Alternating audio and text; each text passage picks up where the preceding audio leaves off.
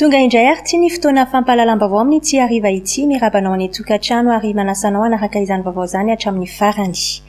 Andrasanao anatin'ny fivoriana ara-potoana faharoan'ny parlementaroa ny fandinihana ny volavolan-dalàna amin'ny feno teti-bolam-panjakana 2024. Ity volavolan-dalàna ity izay nandalo fankatoava ny filan-kevitry ny minisitra Omaly.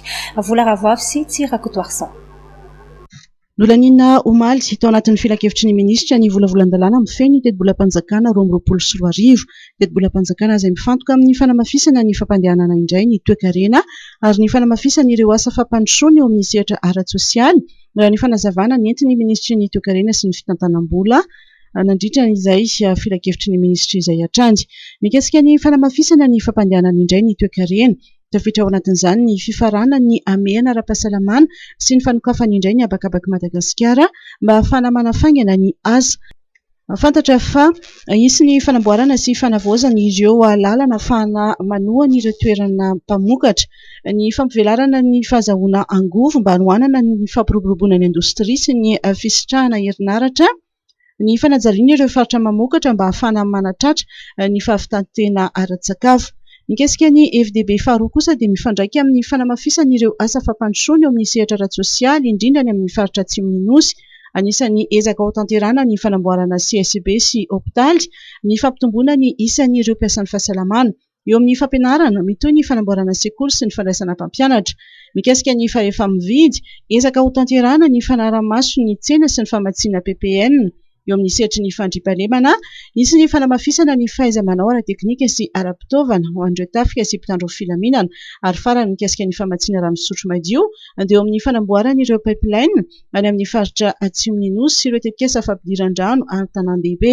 Isy ny ezaka lehibe atao amin'ny fampidirana vola amin'ny kitapom-bolam-panjakana ary ny voafaritra ao anatin'ny volavolan-dalàna amin'ny feno teti-bolam-panjakana 2024 nolaniny filan-kevitry ny minisitra Omaly.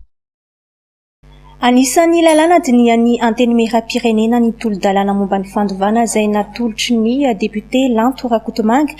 Manoloana ny resabe momba ity tolo-dalàna ity dia nanambara ity parlementaire ity fa ny fananana izay niarahan'ny mpivadiny ary ihany no voakasika ity fantsiana ity. Vola Ravoafy sy Tsirakotoarsan. Entina indrindra hanatsarana ny lalàna aotra 720 momba ny fandovana ny tolo-dalàna aotra 2/2024 izay naroso ny solombavambahoaka ny boriboritany faharoa Lanto Rakotomanga. Anisan'ny fanovana entina ao anatin'izany ny fampiakarana eo amin'ny larana fahatelo ny toeran'ny vady amin'ny fandovana. Ny fankakevitra teny amin'ny fiarahamonina, teny amin'ny société civile, tamin'ny mpahay-lalàna ary indrindrandrindra ny fikambanam-behivavy. Anankiroa no antony izay tena iaina ny vahoaka eny amin'ny société zany ao anatin'izay dia voalohany indrindra zany omena lanja ny fanambadiana ary omena lanja ihany koa ny vady. Faharoa manaraka an'izay dia hoe ho atao miralenta ny lahy sy ny vavy, apetraka zany hoe mitovy zo ny lahy sy ny vavy ao anatin'ity lalàna izay atolotra nasiana fanovana ity. Zay zany no tena ao anatin'ilay izy. Dia misy ny article numéro 16 tao amin'ny lalàna teo aloha izay mbola miantra amin'izao dia ny fampiakarana ny vehivavy ho eny amin'ny 3e classe. Satria tamin'ny lalàna teo aloha izy dia teny amin'ny 8e classe no misy anazy zany alohan'ny akan'ny fanjakana an'ilay fananan'ilay olona. Nomarian'ny député Lanto Rakotomanga fa ny fananana ny rahan'ny mpivady ny arianty no voakasika ity fanitsiana ity. Mila sarahana tsara zany ny bien propre sy ny bien commun an'ilay olona. Inona ny atao hoe bien propre? Ny atao hoe bien propre dia fananana azon'ilay olona teo alohan'ny fanambadiana ary ao anatin'ny fanambadiana ka resaka donation tamin'ny anaran'ilay olona ilay izy dia amin'ny anaran'ny personnel zany dia ao anatin'ny bien propre an'ilay izy.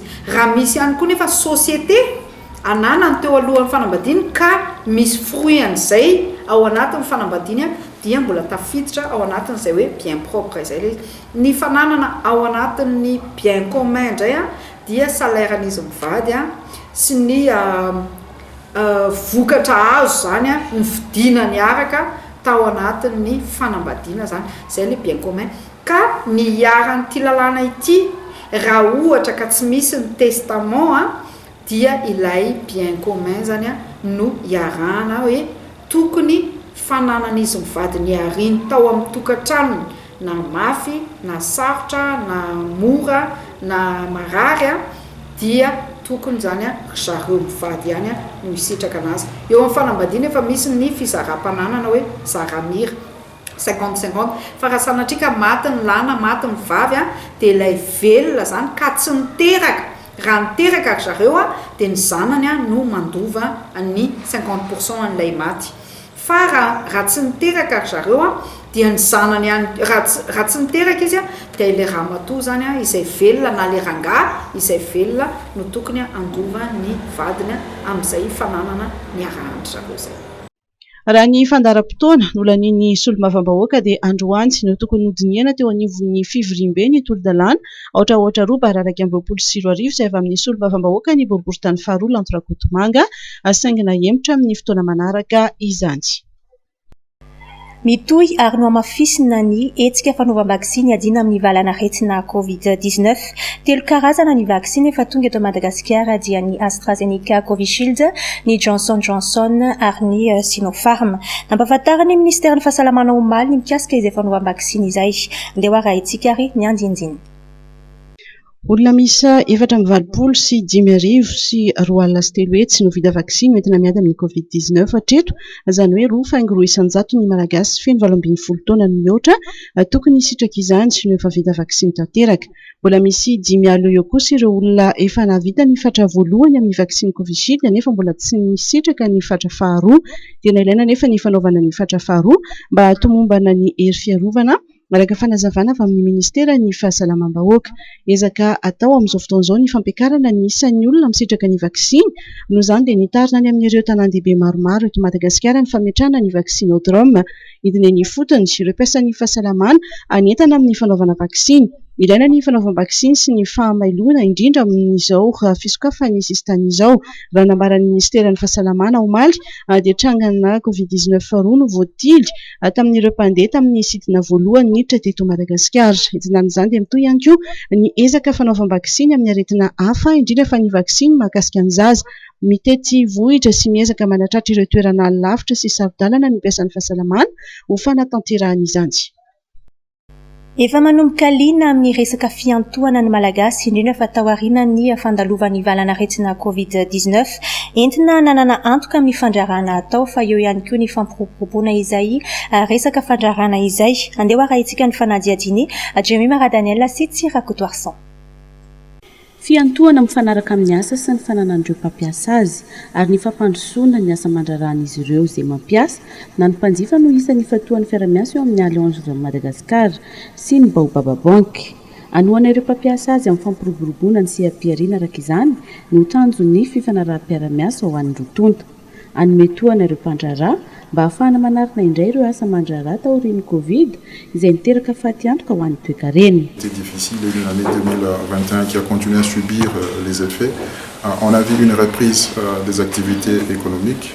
Le nombre d'emprunteurs classiques qui sont concernés par les différents produits que nous avons sont en nette croissance. On parle d'une croissance qui dépasse aujourd'hui les 10-15% en nombre. En volume, je pense qu'on est sur de proportions des assurances qui dépassent de 200 millions à peu près de primes collectées, qui montrent que nonobstant les challenges, nonobstant les difficultés du moment, le bien fondé de ce produit est très bien compris par les différents opérateurs et on voit de plus en plus ces différents clients devenir des ambassadeurs pour encourager et sensibiliser les autres opérateurs à adopter ces produits et à sécuriser leurs activités. Ny trano fiantohana Alliance dia nanome antoka ireo mpindram-bola raha misy trangam-pahafatesana na tsy fafana na ihany koa tradozy. Nous avons à notre disposition aujourd'hui au travers de WhatsApp, pourquoi pas, des pages Facebook, des sites internet. Je crois que l'information aussi, aujourd'hui, il y a une grosse ignorance de la population des produits que nous offrons.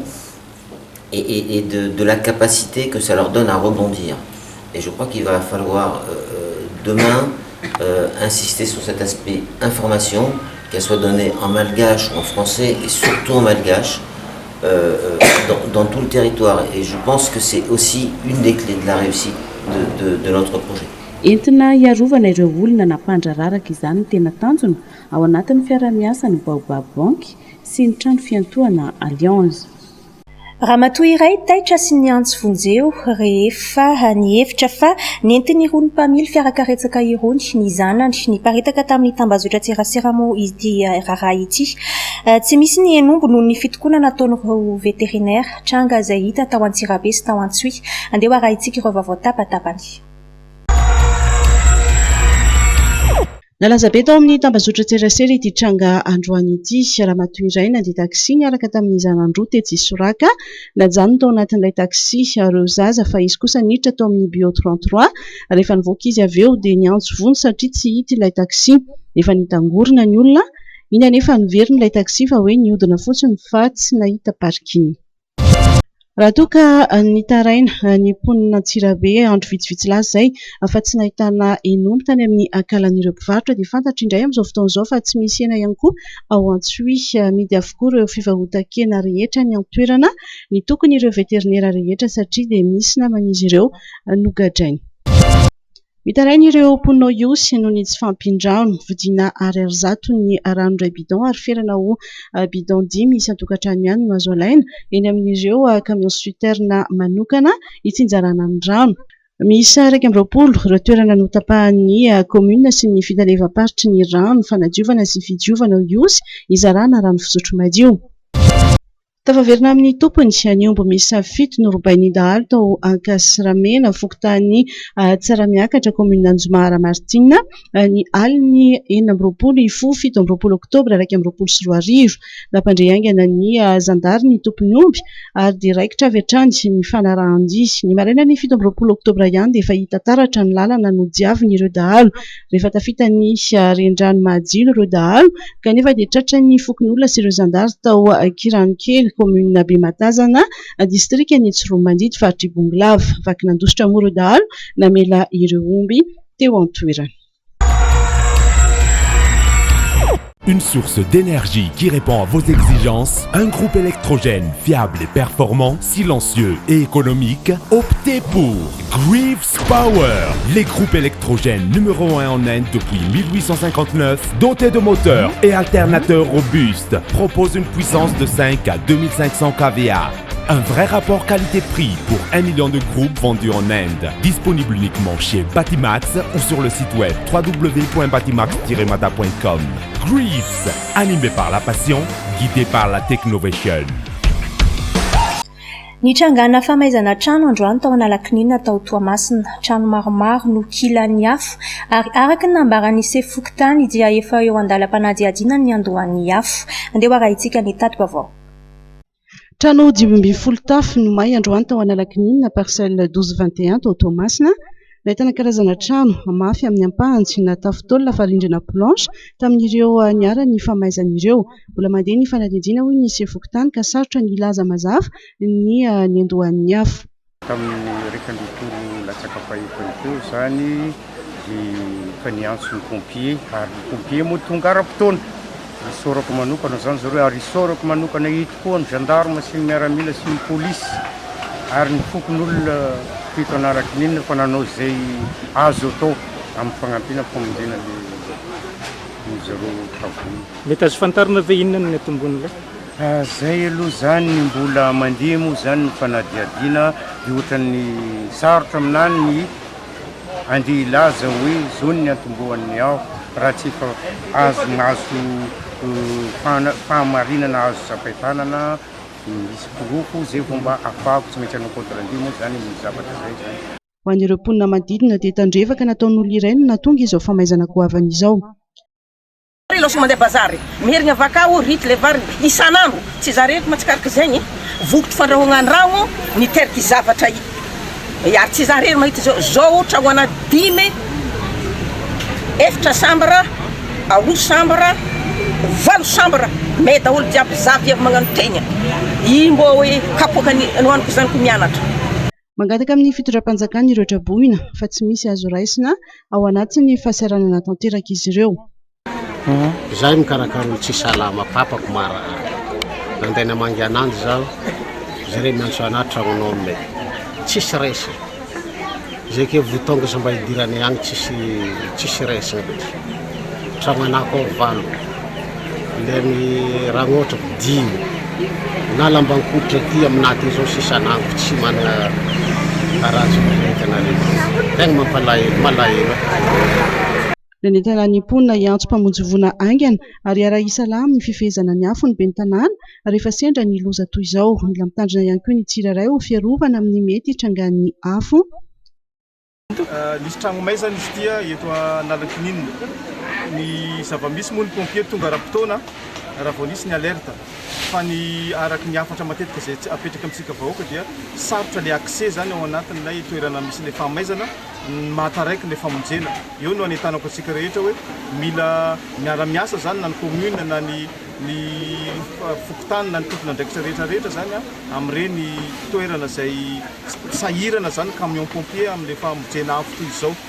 Ny zavatra afatra anankiray ihany koa dia hoe isika rehetra zany amin'izao fotoana mampafana ny andro zao dia tokony hijery tsara ireo fitaovana ny tokantrano na ny resaka courant zany rehetrarehetra mba ho vonoina avokoa zany satria tsy fitandreman'olona anankiray dia miteraka favoazana ho ana mpiaramonina maro dia maro dia zay afatra ngezabe zay zavatra zay mila mifanentana atsika zany. Mamepona ny fiantsoana mpamonjy voina raha sanatrika misy ny voina mitranga toy izao. Ny aona sy ny tava tamin'ny voameran'ny Justice Paix eo anivon'ny fiangonana katolika ny ministry ny fitsarana Andriamatoa Imbikirlaza. Fotoana nahafahana ny tafa sy ny fanakalo teo ihany koa ny nitondrana fanazavana izay maharary ny vahoaka any fotony tsy fandriampahalemana adi-tany kolikoly ireo rehetra ireo no voaresaka tao anatin'ny fotoana. Andeha arahintsika Lova Ramanantsoa. Noraisin'ny voamera Justice Paix e voamera miandraikitry ny fiarahamonina sy ny sosialy eo anivon'ny fiangonana katolika tetsehan'ny episkopa-tany-mena ny ministry ny fitsarana Andriamatoa Imbikirlaza. Satria ny voameran'ny Justice Paix dia voamera sosialy amin'ny eglizy katolika maneran-tany ka miandraikitra zay fiarahamonina sy ny sosialy zay dia isan'ny natao tamin'ity fihaonana ity zany hoe ny antsonandreo solitenan'ny Justice Paix manerana Madagasikara mba hoe ivory anao tatitra zava-misy manerana Madagasikara mandritran'izay faharoatoana latsaka moa zay ny vofarany dia nidoniny atao moa zany momba indrindra aloha momba ny jugement supplétif sy ny karapanondriam-pirenena ihany koa satria betsaka moa n'olona tsy manana an'izany ary isan'ny andraikitra nakinina aminay moa zay. Ny faharoa moa zany dia ny endriketiny indrindrindra ihany koa ny momba ny ady amin'ny kolikoly sy ny fanovana isan-karazany miaraka taminay teto moa maly ny tale général Bianco tafasidinika taminay momba an'izay hoe manahoana marina moa ty kolikoly ty inona izany tena mpanao azy aizany tena sehatra misy an'izany zakan'izany eto Madagasikara sy ny sisa dia androandray moa zany hitanareo teo fa niraka tamin'ny ministry ny fitsarana izay resaka momba ny tribonaly amin'ny ankapobeny tsy fandriampahalemana amin'ny endrika maro isan-karazany. Ny antony dia mba hoe ahafantarana satria ezaka iombonana moa ny zavatra rehetra fampatsangana rariny sy ny fahamarinana amin'ny edina tsy fandriampahalemana sy kolikoly dia izay no natonga anay zany niona tamin'ity fihaonana ity nampanantso an'ilay tompony andraikitra ambony atao amin'ny fanjakana sy ny firenena ny hoe ndao hiara idinika ndao hiara-ndresy an'ireny zavatra rehetrarehetra ireny. Eo amin'ny sehatry ny tsy fandriampahalemana dia toy izao ny fanazavan'ny ministry ny fitsarana momba ny asandalo sy ny alatromby izay nahafatesana olona efa ho 20 ary nahaverezana vola amin'ny tetina 3.20 miliara ariary izay tsy niditra tamin'ny kitapom-bola am-panjakana. Ataontsika hoe mpanome an'ireny bokyomby sy ny fiba rehetrarehetra tsy ara-dalàna, ny vétérinaire, ny chef d'arrondissement administratif etc nizanizy izy dia tafiditra anatin'izay hoe tolérance zéro. Betsaka ny olona miditra amponjavonja maika amin'izao, betsaka ihany koa ny pression mandeha aty aminay hoe gadra ny maire ary, gadra ny chef d'arrondissement administratif ary, gadra ny vétérinaire ary, dia zavatra teneniko dia tsotra mbola fotoana fiovana zao. Raha mbola tsy tratra dia miova, fa rehefa tratra dia izay zany tsy misy olona andeha hanao tolérance, misy olona manko manao pression hoe miakatra ny vidinena satria misy izay ady zay. Normal ve le olona raha very omby. Eo koa ny fiparitahan'ny fitaovam-piadiana izay toa miendrika tsy fandriam-palema nefa voakonikonina meloa. Opération na basy amaranjato Antananarivo ny paritaka tsy fantatrao avaiza, tsy fantatrao bala avaiza, tsy fantatrao iza mamatsy an'ireny basy reny. Nefa ny seul établissement agréé eto Madagasikara dia établissement Néron, tsika rehetra mahafantatra an'izany. Dia mijery ianao ny amin'ny Néron firy fotsiny ny olona nanafatra. Dia mijery ianao le permis de détention sport d'arme amanarivony ny olona manana an'ilay izy. Ny basy reny ihany ane sy ny bala no zavatra tsy ananana ka ilana taratasy mialoha e. Ianareo zao raha hividy fiara, efa mividy an'ilay fiara ianareo vao manao le acte de vente. Mividy trano ianareo na tany efa azonareo izy vao manao an'izay. Fa basy tsy mahazo mividy basy ianareo raha tsy efa mahazo an'ilay permis de port et de détention, tsy izay ny lalàna.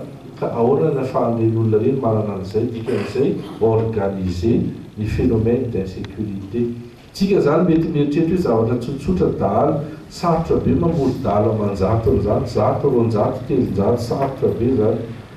Fa reny zavatra reny organiser, misy mamatsy reny, misy miorganiser reny zavatra reny. Fotoana nahafahana nanazava ny dingana vita sy ny vinan'ny fitsarana ary indrindra ny haino ny zava-misy marina ny fotony, ny mampalahelo sy ny marary ny vahoaka ary fanakaloza-kevitra hitadiavana vahaolana ihany koa izao fionana tamin'ny Justice EP sy ny ministeran'ny fitsarana zao. Nentina nametraka fiaraha-miasa na dia eo aza ny fanajana ny fisaraha-pahefana eo amin'ny fiangonana sy ny fanjakana satria ilaina trano ny fanomezan-tanana mba hisiany fahamarinana.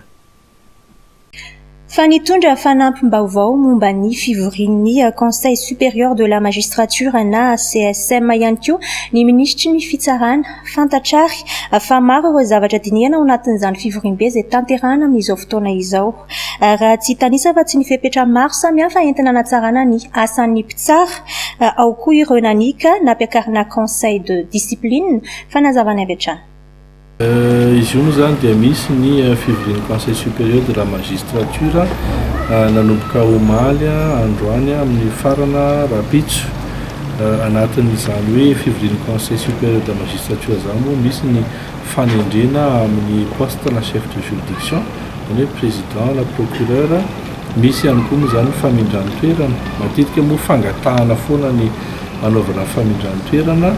Fa misy ihany koa amin'ity mitoraka ity zany ny fiakarana olona amin'ny conseil de discipline dossier efatra eo satria moa mbola tsy nandeha izy io dia mbola voatazona anatin'ny confidentialité tsika fa tsy maintsy ho avoakana ihany zany moa ny valin'izay fanaovana conseil de discipline izay.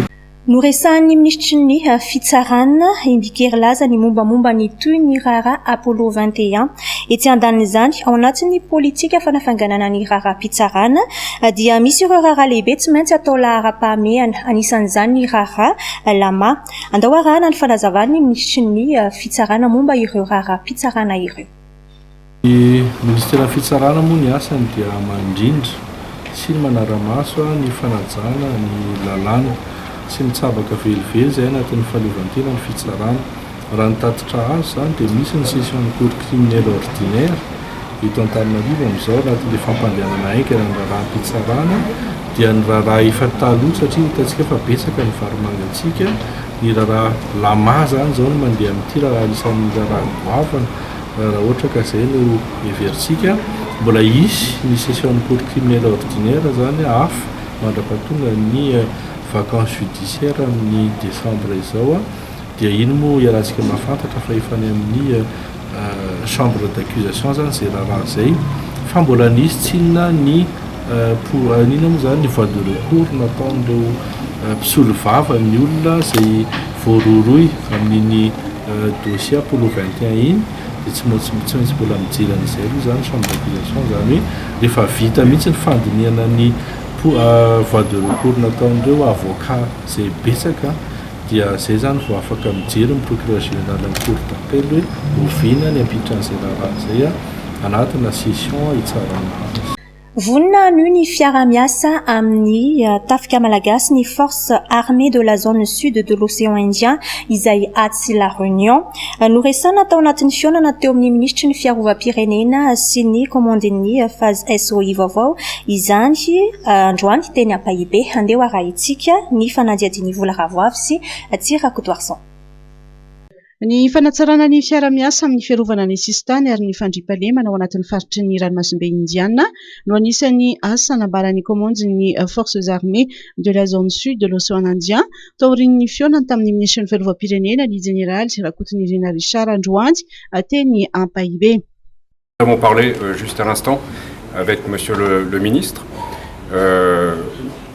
Différents dispositifs existent pour renforcer collectivement la sécurité maritime.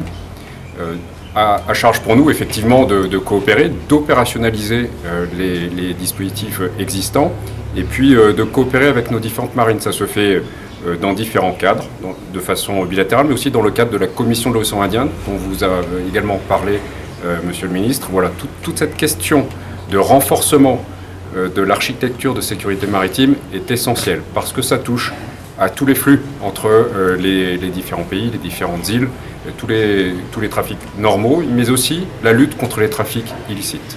Nosoritany ministry ny fiarovam-pirenena fa anisan'ny iara-miasa amin'ny phase SOI ny fanamafisana ny traikefan'ireo miaramila malagasy. Miara-miasa akaiky ny tafika rotota voalohany indrindra amin'ny atao hoe fiara-miasa eto amin'ny nosy manodidina la hoe coopération régionale efa koa efa ela ihany koa efa ataona maro efa ela ihany koa misy atao hoe coopération opérationnelle zany hoe ohatra hoe ny fampianarana amin'ny resaka fampianarana resaka fanaovana ity fanazarantena miaraka resaka famonjena olona any amin'ny ranomasina ihany koa indraindray misy zany sy ny sisa izay miteny fa tsara ny fifandraisana eo amin'ny tafika frantsay sy ny tafika malagasy amin'ny lafiny fiara-miasa ary zany fiara-miasa zany dia tonga amin'ny teny frantsay hoe coopération gagnant-gagnant satria samy mahazo tombontsoa daholo ny rotota mahazo tombontsoa zareo frantsay miara-miasa amintsika mahazo tombontsoa antsika malagasy miara-miasa amin'izareo. Nanatanteraka fitsidiana ny ministry ny fiarovam-pirenena ny maraina teo ny komandin'ny phase SOI vaovao. Nanatanteraka fionana tamin'ny mpanao gazety androany ny solomavambahoaka Naivo Raoldina mikasika ny resaka mikasika ny raharaha ady tany feno rivo fantatra tamin'io fa napetraka ho tsisy toiny ity raharaha ity andeha arahintsika izany eo amin'ny sariny vola ravoavy sy Tsirakotoarson. Napetraka ho tsisy toiny na classé sans suite ny raharaha ady tany teny feno rivo araka ny didina voaka ny fitsarana ny 20 oktobra lasa teo.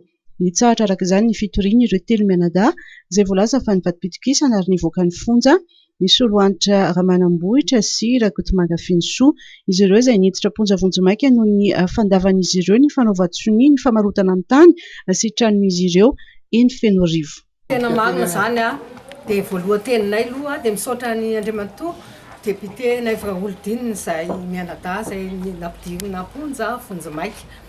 Nohony tsy nanan-kenay hivarotana ny taninay tereny izay anao sony dia misaotra azy indrindra satria tsara sitrapo izy indrina tsy lainka zany hoe nisendaina vola zany izy tsy manam-bola tompoko izay no nanakaramanay anazy namezanay azy fa izy ny ala vola paosy nanampiana ny fianakavianay ny zanakay tany am-ponja ka dia izay dia miteny eto amin'ity nareo mpanao gazety zany manambara etoana fa tsy nanaiky nanao soni zahay tamin'ny taratasy vanty izay nataony vantiny konokononina izay ny 16 septambra zahay no nampidirina amponja zany talohan'izay zay tany tranonay nalaina gendarme manao kagolona tedinina tamin'ny tranonay ohatran'ireny hoe mpangalatra nanamaky trano nanao zavatra tena tsy aradragna ireny gendarme efa hoenina nakanay tao an-tranonay tompoko dia tsy maintsy netana teny amin'ny gendarme izay nefa izay mbola nanambara hoe amariny tsara le convocation anatsonareo anay dia zareo moa tsy mahalady tsy ny teny fa hoe tsy ny avocat no mampianatra anay fa andao fotsiny nareo manaraka anay dia noho ny tonga teny amin'ny gendarme tompoko dia nataony ankety anay dia ampanekena foana izay hoe tsy maintsy ampanaiky hivarotana ny tranonay lavinay foana tompoko satria zay tsy nandray vola tsy nisy taratasy ny fanaovana tsy nanao soni dia zany tompoko no nananovany anay dia tetavy nihidy tao amin'ny gendarme zay tamin'ny aliny alarbi alina io hoe tsy modinareo dia nitaraina fa ny tenako moa tompoko dia miasa any amin'ny IFPA any Saint-NMG any Tsary lalàna dia navocat daholo ny namana rehetra tao dia nitaraina tamin'ny monsieur le directeur dia monsieur le directeur niantso vonjy tany amin'ny ordre zany dia nandeha fa avocat anankiray izy namonjy anay tany avocat vehivavy dia tsy nahavoaka zany fa tsy nanaiky mahitsy ny CP sy ny CB tao fa hoe mijanona tsy maintsy mijanona lasa indray nakany amin'ny maître Willy ny fianakaviana dia nisaotra n'Andriamanitra fa dia tonga maître Willy nitondra katikataka miaraka amin'ny maître mpiaraka aminy tao amin'ny étude ny tao zay efa nandalo tao amin'ny fianaranay tao amin'ny IFPA dia niteny tamin'ny zareo ka voavoaka ny arasoma tsara tao amin'ny gendarme zany fa tsy nihidy tao dia rehefa nivoaka zay dia hoe tsy maintsy miverina nareo raha pitsy maraina amin'ny valo dia tonga tompoko maraina amin'ny valo dia rehefa tonga zay maraina amin'ny valo dia hoe andeha hiakatra parquet rehefa hiakatra parquet zay tamin'ny hity tao amin'ny gendarme tompony mbola talohany anaovana parquet nandrasana tsy navela mivoaka ny tompony gendarme mihitsy tenako zao dia marary tensionnaire diabétique nalainay fanafody adiny tany an-trano daholo tsy sakafo maraina mba nitaraina hoe sakafo tsy mahazo mivoaka any nareo fa eteto sakafo na fanafody hoaninao agny atao anatrehanay anao mihinana zany fa tsy mahazo makany nefa gaga zay andeha ho any amin'ny tribunal zay telo mianadany tonga dia nasaina nandeha mialoha hoe mandana fa zany gendarme manaraka anareo fa anytsika mifampiantso dia tonga tany amin'ny parquet zay tompoko dia rehefa tonga tao amin'ny parquet zay dia teo niandry tonga ny amin'ny roa sasany mbola tsy tonga ihany tonga ny chauffeur an'ity madama le karana baby kitapo izy tompoko ao arina tonga niditra tao amin'le efitrano amin'le substitut anao enquête anay dia name tsy fantatry fa dia niditra tao dia mivoaka izy avy eo dia vao antso zay telo menada dia niditra tao natao ny enquête dia nalefa ny enquête dia reto mpitory anay zay moa zany efa tany amin'ny gendarme manlina amin'le convocation hoe iza le mitory tsy tazainao le mpitory inona ny antony itoninanareo fa motim-pitorana fotsiny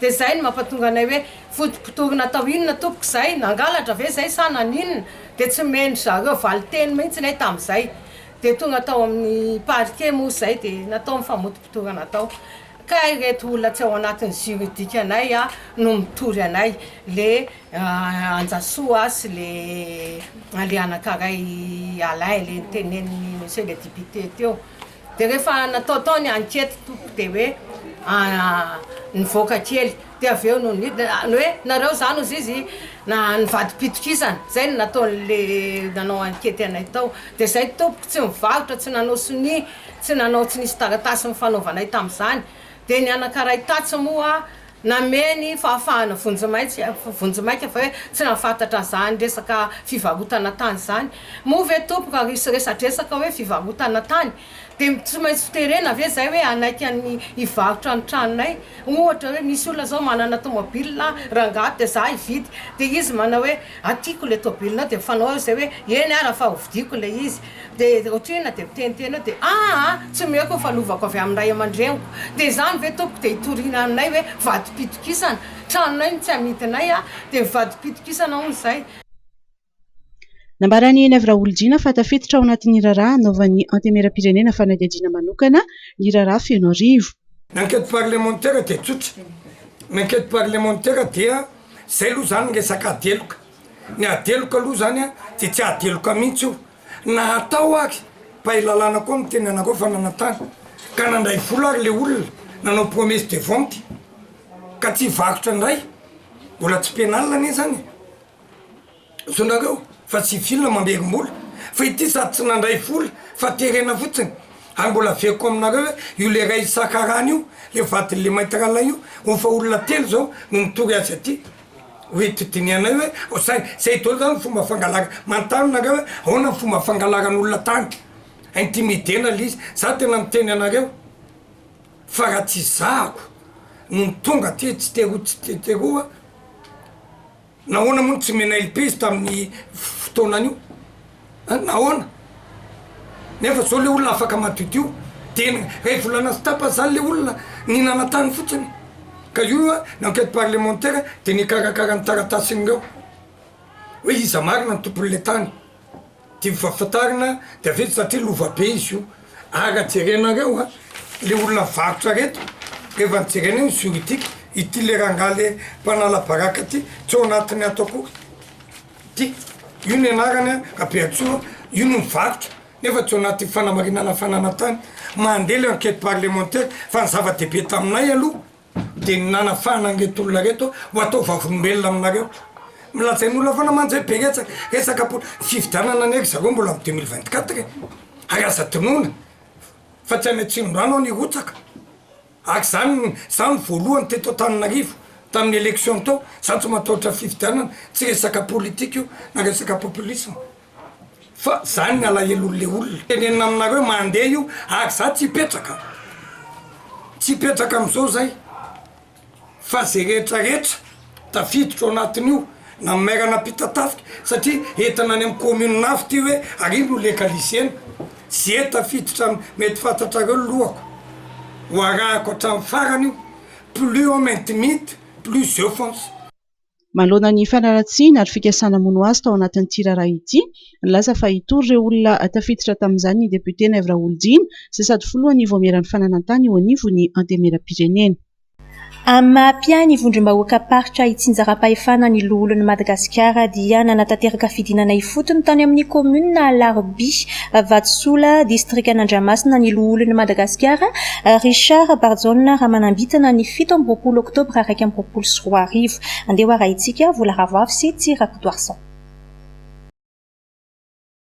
Niona sy ny fanakalo hevitra tamin'ny vahoaka an'Andramasina sy ireo tompon'andraiki-panjakazina sy olom-boafidy any an-toerana ny loholon'i Madagasikara Richard Barzona raha manambitana nandritra ny fidinana ifotony izay notanterahany izany dia nahafahana mamantatra ny zava-misy marina eny anivony vondrom-bahoaka paritra itsinjara-pahefana ny faharatsiany lalana sy ny tsy fisian'ny rano fisotro madio ao amin'ny komuna misa 420 ary ny tsy fampin'ny sekoly sy ny hôpitaly ary ny tsy fandriam-pahalemana no anisan'ny olana nambaran'ireo tompon'andraikitra ny an-toerana nambaran'ny loholon'i Madagasikara Richard Barzona raha manambitana teto ny ady amin'ny fahantrana ho izy no tanjona ka ilaina ny fiara-mientana sy ny fifanomezan-tanan'ny tsirairay avy ary ny antemeran-dolona dia vonona trano sy ny ara-asa amin'ireo ben'ny tanàna mba hisiany ny fampandrosoana eny fotony.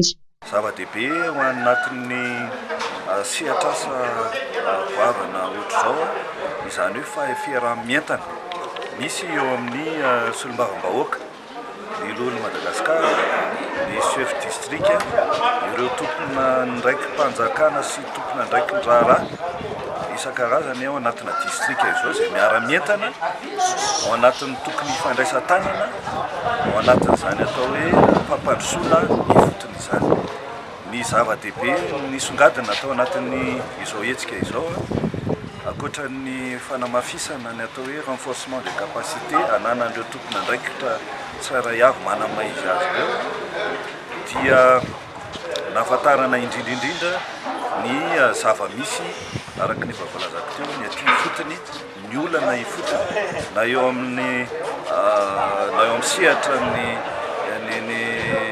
CTT collectivité territoriale décentralisée zany ireo commune 420 mandrafitra nyity distrika an'Andramasina ity eo amin'ny sampandraraha hafa na amin'ny sehatry ny fampianarana izay solotenin'ny chef Cisco teo ihany koa ny sehatry ny fahasalamana sehatry ny fandriam-pahalemana sehatry ny fiompiana sy ny fambolena teo amin'ny sehatry ny tokony sitrano vahoaka ny rano izay tena mampijaly dia za zavatra rehetrarehetra zany zany tena zava-dehibe ao anatin'izao fidinana ifotony izao ny toyany dia araka ny fomba fiasa ny antemeran-dolona indrindra ny tenanay rehefa midina ifotony ohatr'izao dia mampita mivantana tsy ela be ny ataontsika hoe tatitra ny zava-misy marina ifotony tahaka izao any amin'ireo tompona ndraiky mpanjakana isan-karazany ary ny aorianan'izay dia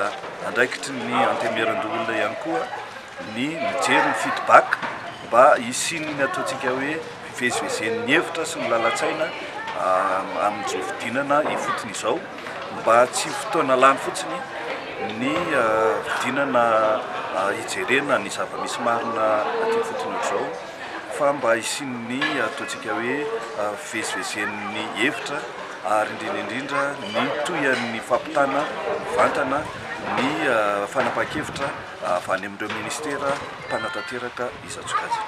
Nandritra fotoana io ihany koa no nanofanany lohan'ny Madagasikara Andriamatoa Richard Barjon raha manambitana ireo tompon'andraiki mpanjakana fampiofanana izay nataony ho fanamafisana ny traikefan'ireo ireo tompon'andraikitra ireo amin'ny lafin'ny fahaizana mitarika na ny leadership. Nisy ihany koa ny fitsidiana ireo fototra-afitrasa nataon'ny fototra-panjakana tany an-toerana. Mizotra ny asa fanamboarana ireo fototra-afitrasa manara-penitra ao amin'ny distrikan'ny Fianaravo Antsinanana. Io ny fantatra taorian'ny fidinana fanaraha-maso izay notanterahan'ny député an'ny Fianaravo Antsinanana Mohamad Ahmad. Andeha arahintsika ny tady-baovao eo amin'ny sarin'ny Volaravoavy sy Tsirakotoarson. Amin'ny maha-panaramaso ny asan'ny mpanatanteraka azy ka na dia ao anatin'ny fotoam-pivoriana sady tonga ny nanaramaso ireo asa fanamboarana fototra-afitrasa izay ahorona amin'ny distrikana voafidy azy. Ny solombavam-bahoaka voafito ao Fianaravo Antsinanana Mohamad Ahmad nisy ny fijerena ny fizotra ny fanamboarana ny fonja manara-penitra, teo ihany koa ny kianja manara-penitra sy ny kianja mitafo ao Sahavola Itendro. Solombavam-bahoaka ny tena koa mijery hoe aiza ty promesse présidentielle ty fanamboarana stade zany, stade manara-penitra. Hitantsika izao avy tamin'ny tompon'andraikitra ny tena koa fa mampetaka gazon synthétique zany atsika amin'izao. Ny tombatombona zany amin'ny sasaka volana novambra any zany mety vita, donc zany raha mitohy araka ny tokony izy zany ny fanamboarana stade eto dia amin'ny voalohan'ny volana desambra zany dia efa afaka anaovana kilalao ara-panatanjahantena baolina kitra zany aty amin'ny stade district Fianaravo Antsinanana. Momba ny kianja manara-penitra ao Savola dia tombanana fa ho vita tanteraka afaka roa volana zany milohan'ny faran'ny taona 2024. Eo amin'ny lafiny fanabeazam-pirenena trano sekoly vaovao miisa roa no natolotry ny fikambanana tsy miankina Madagascar Development Fund tao amin'ny commune Ampitatafika distrikana Antananarivo Atsimondrano tamin'ity herinandro ity. Ka ny voalohany dia atao amin'ny EPP Ambohimangidy, raha atao amin'ny EPP Ambody Afontsy kosa ny faharoa. Toy ny tao Ambohimangidy dia notokanana ny alatsinainy teo ihany koa ny EPP tao Ambody Afontsy. Andeha arahintsika ny andindiny. Telopolo taona lasa no efa niorina ny sekoly fanabeazana fototra eto Ambody Afotsy kanefa dia tsy nisy sy mpanavaozana zany na dia tsy mitsaha mitombo isan-taona aza ny isan'ireo ankizy amin'ny latsaka ny sekoly. Izany no nahatonga ireo mponina ao an-toerana ny ray aman-dren'ny mpianatra, ny mpanabe ary ny commune Ampitatafika hanao fangatahana tamin'ny fikambanana Madagascar Development Fund izay fampanohana ny asa fampandrosoana ny commune tato anatin'ny 12 taona. Ny tantanan'ny ben'ny tanàna Rado Raparawel ny antso ny MDF ka nahazo fambatsim-bola avy amin'ireo mpiara-miombona antokaminy Atsum Foundation avy any Irlande Avaratra sy ny fianakaviana Lynch avy any Angleterre.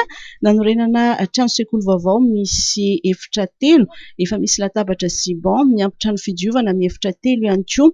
Izany fambatsim-bola izany dia mbola nazahoana kit scolaire sy kojakoja samihafa ho an'ireo mpianatra misy 300 eto amin'ny EPP Ambody Afotsy. Noho ny tsy fampin'ny salle de classe no nahatonga anay nahazo ny fototra-afitrasa avy any amin'ny FID.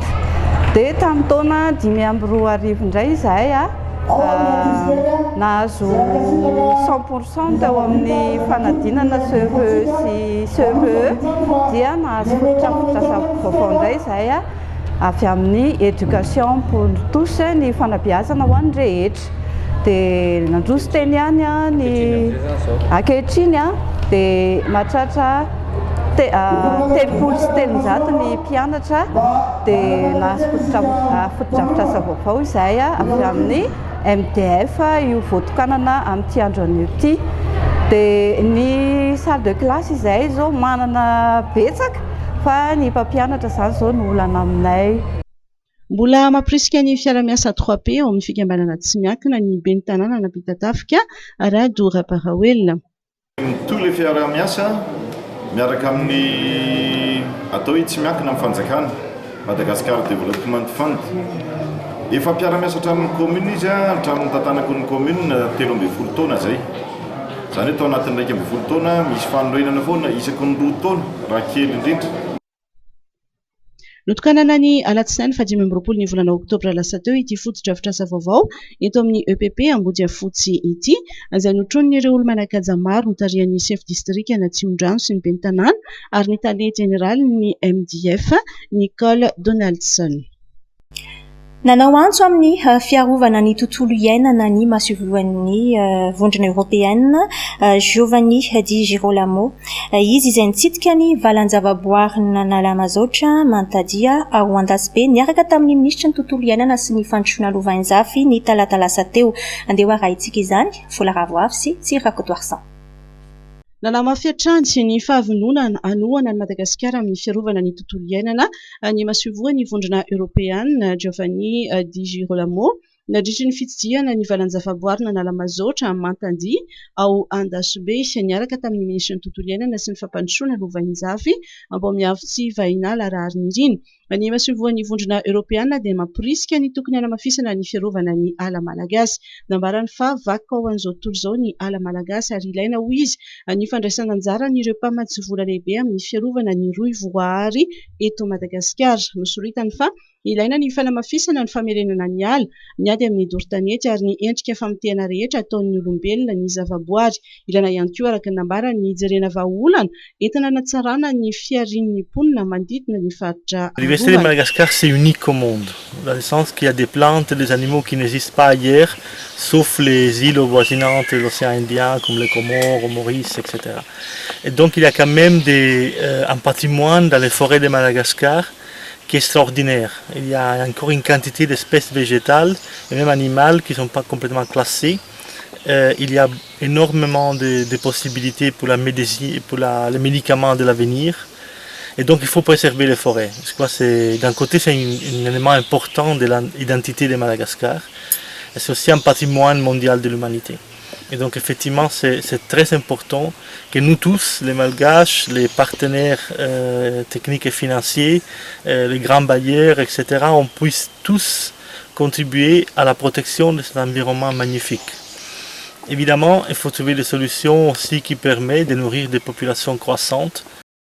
Nambarany ministry ny tontolo iainana sy fandrosoana Lovainjafy tsy azo atao intsony ny manao ankilabao ny mponina manodidina ny faritra rovana. Fepetra takina amin'ireo mpitantana ny faritra rovana ny tsy maintsy sy ny drafitra ampandrosoana ny sosialin'ny mponina manodidina ary ho tsarainy ministera ireo fikambanana amin'izany. Isan'ny fanavoazana natao ihany koa tao anatin'ny fifampirahanan'ny mpitantana ny faritra rovana izay fatatsika fa maro be izy ireo ary misy fikambanana PDB na iraisam-pirenena na malagasy dia angatahan'ny ministeran'ny tontolo iainana nanomboka tamin'ny taondasa ny drafitra fiahinan'ny mponina na plan de sauvegarde sociale.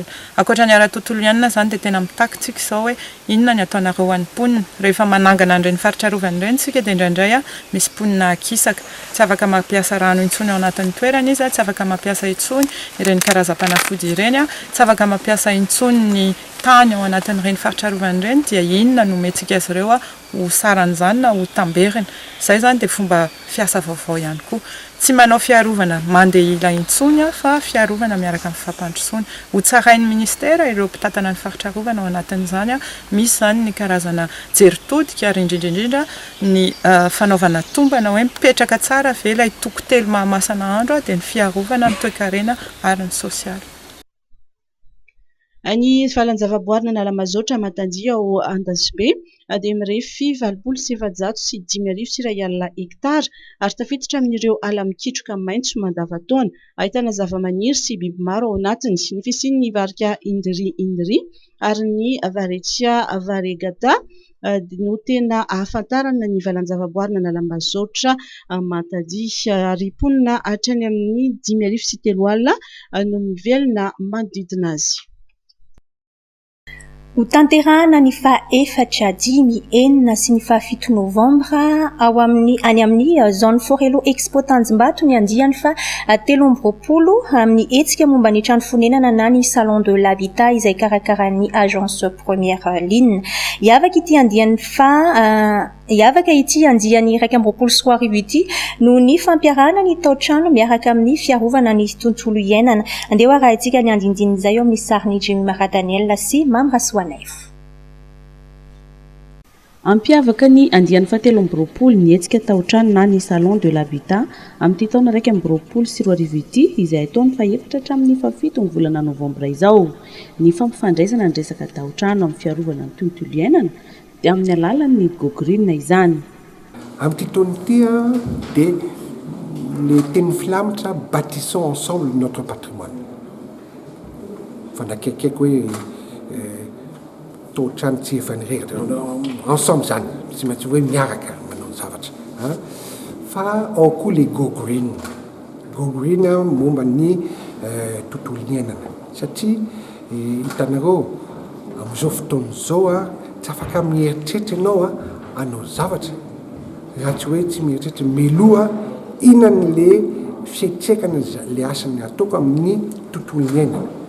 Dia ohatr'izao dododolo ny rafitra rehetrarehetra ny eritreretinay momba io salon international de l'habitat io dia mikohatra anankiray les sponsors Wendong hitanao ty anao building io building ce sont des immeubles verts trano maitso marina aloha fa trano avo le izy fa trano maitso satria na ny akora ny ampiasainareo zareo amin'io zavatra io na ny le herinaritra ampiasainy zareo amin'io zavatra io maitso daholo.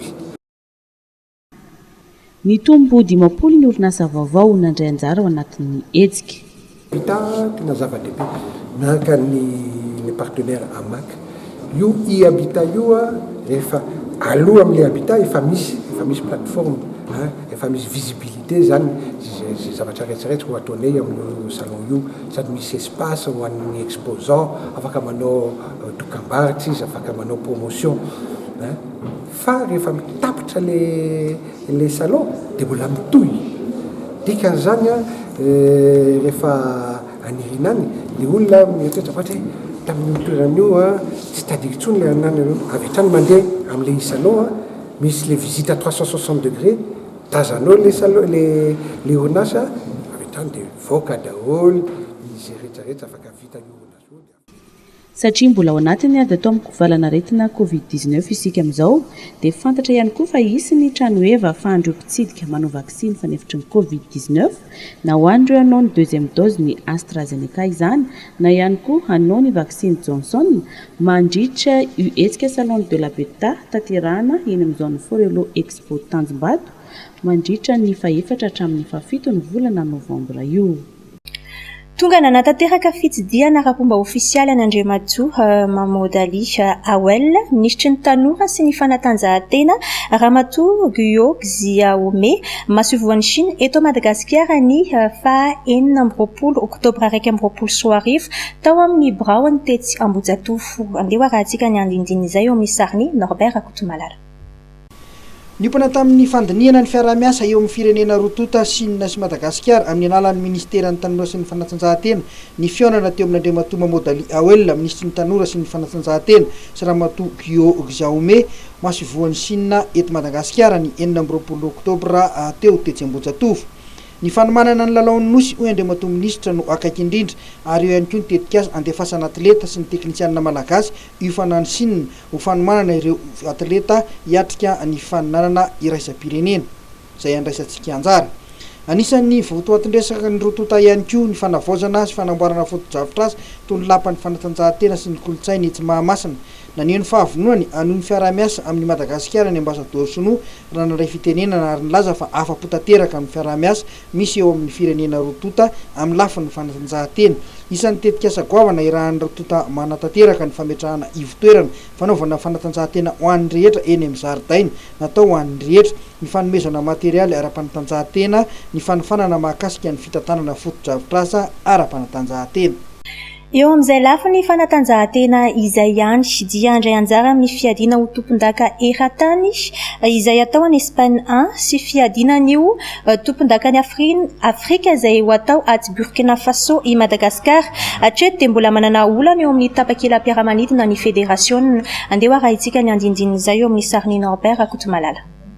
tsokajy telo no andraisantsika anjara eo amin'ny fedinany otompitaka eran-tany eo amin'ny taranja tsipikanety be dia ny junior zazalahy sy senior lasy vavy zay ho tanterahana any Espagne. Isy ihany koa ny sokajy senior lehilahy zay handeha hiatrika ny fedina ny tompontakany Afrika tsy Burkina Faso. Tokony hanaingany asabotsy zao ny ekipa pirenena malagasy zay handeha hiatrika ny fedina ny tompontakany Afrika saingy mbola manana olana ny federasionna eo amin'ny fiondranan'ny delegasionna malagasy amin'ny tsy fahazonany tapakila-piaramanidina. Ny match hoe ohatran'ny Madagascar moa zany amin'ny fotoana aty dia ny championnat d'Afrique zay amin'ny fahaefatra ka hatramin'ny fahafitony volana novembre ho avy zao zay triplette moa zany izy io senior homme ho atao any Ouagadougou any Burkina Faso. Zay aloha zany no akaiky indrindra zay dia misy ihany koa ny championnat du monde zay ohatra Madagascar zany raha ho an'ny junior sy ny senior dame moa zany amin'ny faha-20 ka hatramin'ny faha-24 volana novembre ho avy zao. Ho an'ny senior indray zany senior homme dia amin'ny faha-20 ka hatramin'ny faha-24 volana novembre zay samy ho atao any Santa Susana Espagne avokoa izy ireo. Ny tiako marina moa zany efa vita ihany ny inscription Madagascar fa miandry ny resaka billet zany no afana hoe tena miconfirme hoe lasa marina hoe Madagascar sa tsy lasa fa raha ny tokony ho izy aloha dia tokony raha afaka pitso sabotsy zany amin'ny faha-telopolo volana octobre ny tokony fa mandeha ireo manao championnat d'Afrique ireo satria hitantsika ny fahasarotany vol amin'izao fotoana zao satria raha andeha ho any Burkina Faso dia mbola mihodina any Paris zay voaverina makaty Burkina Faso ny vol ka lavidavitra ihany zany dia amin'ny 30 tokony misy vol azo andehanana aloha zany. Ny tiako asiana fanamariana ihany Madagascar moa hitantsika fa hoe sangany foana zany amin'ny taranja tsipikanety be io amin'ny mahasangany amin'ny Madagascar zay dia andraindrainy rehetrarehetra mihitsy zany ny fahatongavan'ny Madagascar sy ny fandraisana anjara Madagascar ao anatin'izany taranja tsipikanety be zany. Zay zany mbola mahatonga antsika hoe mbola afaka ataoko hoe mifampiraharaha tamin'ny fédération internationale hoe mba nanemotra n'le resaka hoe inscription sy ny paiement na droit d'engagement satria no hoe fiandrandrany rehetrarehetra ny retorin'ny Madagascar ao anatin'izany championnat du monde zany. Akoatran'ny olana amin'ny tapakila dia mbola olana faharoa ho an'ny fédération ihany koa ny mbola tsy fahaloavana ny saram-pandraisana anjarana ny droit d'engagement amin'ny fedina ny tompon-daka eran-tany izay mitetina 9,000 euro. Ny orinasa Star izay mpiara-miasa amin'ny FSBM kosa no niantoka ny fanamiana rehetra sy ny bola ilalaovan'ny ekipa pirenena. Io marain'io no natolotra ny ekipa pirenena izany fitaovana izany. Ny farana treton-drary ny fampahalalam-baovaontsika amin'ity hariva ity misaotra hatrany ianao manaraka izany hatramin'ny farany. Misaotra ihany koa ny Charmel Beauté tsy pasapito izay nanatotosany taovoloky sy ny tarehako androany dia mametraka ny veloma mandram-piona indray.